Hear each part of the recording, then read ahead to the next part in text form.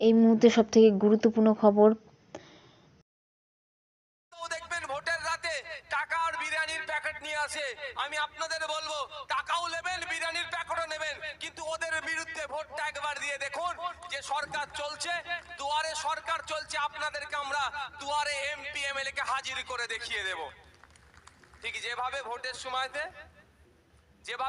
সময়ে ভোট চাইতে আসে না, মামা খালা জ্যাঠা মাসি পিসি, ভোটটা দাও ভোটটা দাও, ভোট মিটে গেলে কি হয়? আর দেখতে পাওয়া যায় না।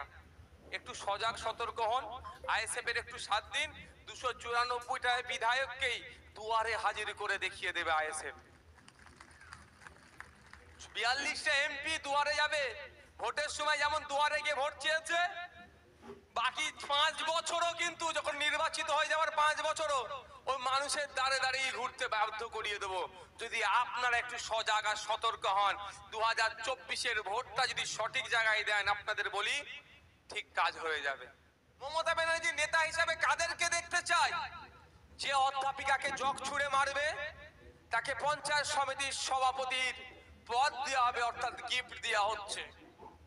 যে গণতন্ত্রকে হত্যা করবে, যাকে ন্যাশনাল হিউম্যান রাইটস কমিশন বলছে নোটোরিয়াস ক্রিমিনাল, তাকে রাজ্যের একটা বড় পদে বসিয়ে দেবে। যে ইডির মাথা ফাটাবে, সিআরপিএফ কে তারা কাটাবে, তাকে মমতা ব্যানার্জি বীর বলে আখ্যায়িত করছেন বা তার দল। বিভিন্ন সময় বিভিন্ন ভাবে শব্দের চয়নের ক্ষেত্রে এমন করছে তারা যেন বীর।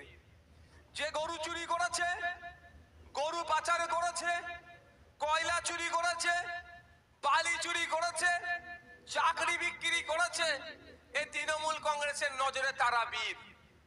আর যারা মানুষের অধিকারের কথা বলে, যার ধর্ম বর্ণ নির্বিশেষে, মানুষ ক্ষুধার সংখ্যা বেড়ে যাচ্ছে, ক্ষুধার্তের সংখ্যা বেড়ে যাচ্ছে, রেশন ঠিকঠাক পাচ্ছে না, বাচ্চাদের মিড ডে মিলের রেশনও চুরি হচ্ছে, এর প্রতিবাদ যখন করছে যে 330 টাকা দিয়ে ফর্ম ফিল আপ করে যাতে চাকরি পায় তার ব্যবস্থা যাতে হয়, এই দাবি যারা তুলছে, সরকারি কর্মচারীদের ডিএর ব্যবস্থা করার কথা যারা বলছে, তাদেরকে বিভিন্ন ভাবে হ্যারেস করে, বিভিন্ন ভাবে কাউকে জেল খাটিয়ে, কাউকে পুলিশ দিয়ে বারবার ডাকিয়ে তাদেরকে ভয় দেখানোর চেষ্টা চলছে।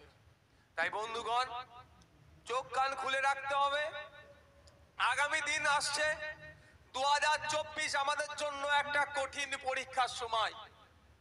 আপনাদের কঠিন পরীক্ষা এই জন্যই বললাম, কারণ আপনাদের কাছে এমন ভাবে ভুল মেসেজ দেবে, ওই বিজেপি চলে আসছে করে আপনাদের ভোটটা লুটে নেওয়া হবে। এই 2024 নির্বাচন আসছে, দেখবেন দিল্লি থেকে বড় বড় বিজেপির নেতারা আসবে, অমিত শাহজি থেকে শুরু করে যোগীজির মতো নেতারা এসে কি বলবে বাংলাতে, হাম সিএ করকে রাখেঙ্গে। আর বাংলার কিছু বিজেপির নেতা আছে, তারা কি বলবে, এই বসিরহাটের মতো জায়গায় দাঁড়িয়ে বাদুরিয়াতে এসে কি বলবে, বুক দেখে গুলি করা হবে, জায়গায় জায়গায় শীতলকুচি করে দেওয়া হবে। এইটা বলবে, লাভটা কি ভাই? বিজেপি তার ভোট ব্যাংকটাকে